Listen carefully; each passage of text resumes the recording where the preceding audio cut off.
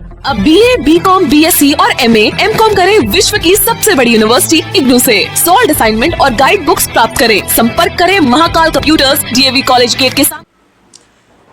नमस्कार, आप देख रहे हैं न्यूज इंडिया तक। आपके साथ मैं हूं आसिफ सिद्दीकी। उत्तर प्रदेश में जनसंख्या नियंत्रण कानून को लेकर के उत्तर प्रदेश की सियासत गर्म है, तो वहीं बगल के राज्य बिहार में भी जनसंख्या नियंत्रण कानून को लेकर के अब सियासत गर्म हो चुका है।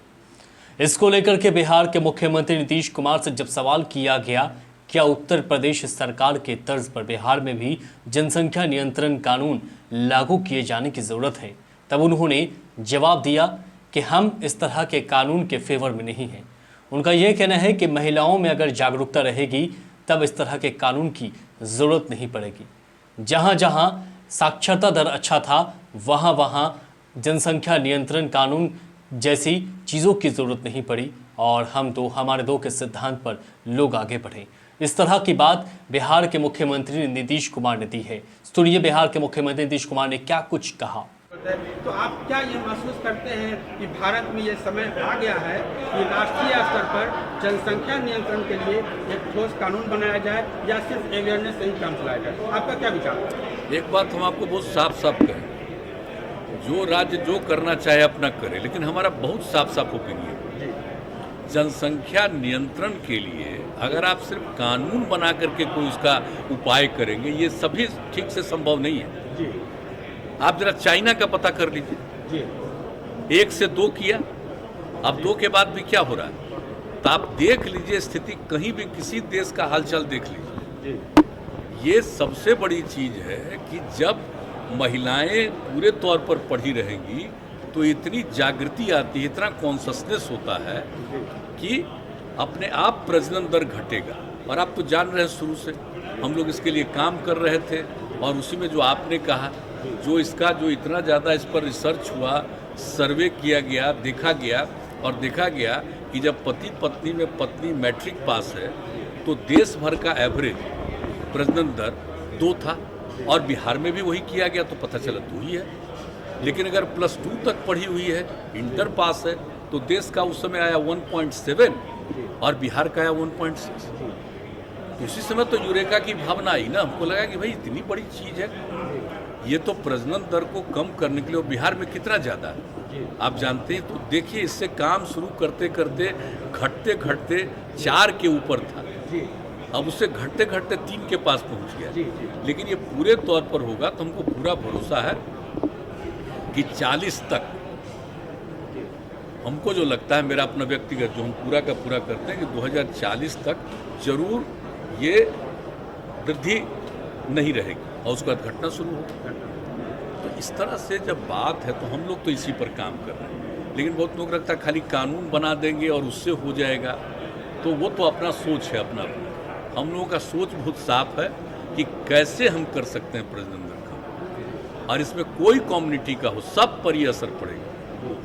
जब महिलाएं बिल्कुल पढ़ी लिखी होंगी तो आप देख लीजिए, कोई कम्युनिटी का हो तो आप पता कर लीजिए, तो इसमें होगा। और इक्का दुक्का तो होता ही न है, कभी कभी तो आप देखें कि पढ़े लिखे लोग भी बहुत पैदा किए क्या बात है, तो इस तरह से तो कई लोग होते हैं, तो वो तो एक अलग बात है। ये तो नहीं मान करके चलिएगा कि हम तो कोई कानून के बहुत पक्ष में नहीं है, तो कुछ तो कर सकता है। लेकिन मैक्सिमम आज ये नहीं कोई कह सकता, दावा कर सकता है कि हर परिवार में जो हम बोल रहे हैं कि प्रजनन दर, ओवरऑल प्रजनन दर घटेगा, लेकिन ये दावा हम नहीं कर सकते कि हर एक परिवार में कम ही कर लेंगे। लेकिन कुल मिला करके ज़्यादा से ज़्यादा में कम हो तो कुल मिला करके प्रजनन दर घटेगा।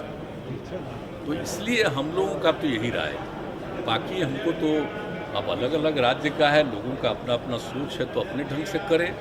लेकिन हमको जो लगता है कि इससे कितना इफेक्टिव हो रहा है, मैंने मैक्सिमम न बिहार का था प्रजनन दर, तो कितना घटा है और कितना तेजी से घट रहा है, ये साधारण बात नहीं, बहुत अच्छी बात है। बाढ़ की स्थिति कुछ बिगड़ी? ये बाढ़ की स्थिति के लिए तो एकदम बिल्कुल तैयार है। जान रहे हैं हम लोग 2006 से ही शुरू किया, 7-8 कौन साल में नहीं किया। और इस बार भी जरा सा भी था तो हम जा करके एक एक जगह देख करके हर कलेक्टर को करवा दिया कि देख लीजिए, नीचे से दूर से देखिएगा तो सब बात पता नहीं चलेगा। आप जानते हैं ना कितनी बार सारे डीएम्स को ऊपर से भी हम हेलीकॉप्टर भिजवा करके दिखवा लेते हैं कि कहीं कोई गांव ऐसा न हो जिसकी उपेक्षा हो सके, और पूरे तौर पर। और ये भी जो आपदा प्रबंधन है उसमें भी जो पिछले बार बात हुई थी, तो कई जगह ये पता चला कि अफेक्टेड लोग बार बार हमारे यहाँ भेजते थे तो रिपोर्ट उसका करा के कराते थे। तो इस बार भी कह दिया कि कोई अफेक्टेड आदमी छूटना नहीं चाहिए, उनको राहत देनी है। तो इसलिए ये सब पूरा एकदम कॉन्शियस है, पूरे तौर पर देखा जाता है, इसलिए हर तरह की सहायता दी। एक अंतिम सवाल मुख्यमंत्री जी, दिल्ली हाईकोर्ट का हाल में ये ऑब्जर्वेशन है कि देश में अब समय आ गया है कि कॉमन सिविल कोड होना चाहिए, और सुप्रीम कोर्ट लगातार 1985 से कई बार यह कह चुका है सुप्रीम कोर्ट की ओर से कि देश में कॉमन सिविल कोड का समय आ गया है। आप क्या कहेंगे? अच्छा, ये बताइए कॉमन सिविल कोड किस नंबर पर है? 44 की बात हो रही है ना? जी जी। 47 भी देख लीजिए जी जो हम लोग नशाबंदी लागू किए हैं यहाँ। जी तो इसी तरह से और चीज़ पर भी ना ध्यान देना चाहिए, जी हर चीज़ पर तो ध्यान देना चाहिए। जी। ये सब चीज़ तो खैर इस पर हमको कुछ नहीं कहना है। जो प्रावधान है, तो जो कॉन्स्टिट्यूशन का एक हिस्सा है जिसमें कहा है कि इन सब चीज़ों पर ध्यान दीजिए, तो सब पर तो ध्यान देना चाहिए भाई। तो वहाँ से भी होना चाहिए कि पूरे तौर पर बिल्कुल शराबबंदी पूरे देश में हो, ये भी तो होना चाहिए। हम आपको बता दें कि जनता दरबार के बाद जब पत्रकारों ने उनसे सवाल किया कि उत्तर प्रदेश में योगी आदित्यनाथ की सरकार है और सरकार ने जनसंख्या नियंत्रण कानून लागू करने की पूरे मूड में है और तैयारी की जा चुकी है, लेकिन वहीं दूसरी तरफ धर्मावलंबियों के द्वारा इसका विरोध हो रहा है, तो वहीं इसको लेकर के नीतीश कुमार से सवाल किया गया तो नीतीश कुमार ने कुछ इस तरह से जवाब दिया। हालांकि बिहार में जनसंख्या नियंत्रण कानून को लेकर के अभी किसी तरह की कोई चर्चा नहीं है, लेकिन बिहार के पॉलिटिशियन जो हैं वो इस पर बयानबाजी कर रहे हैं।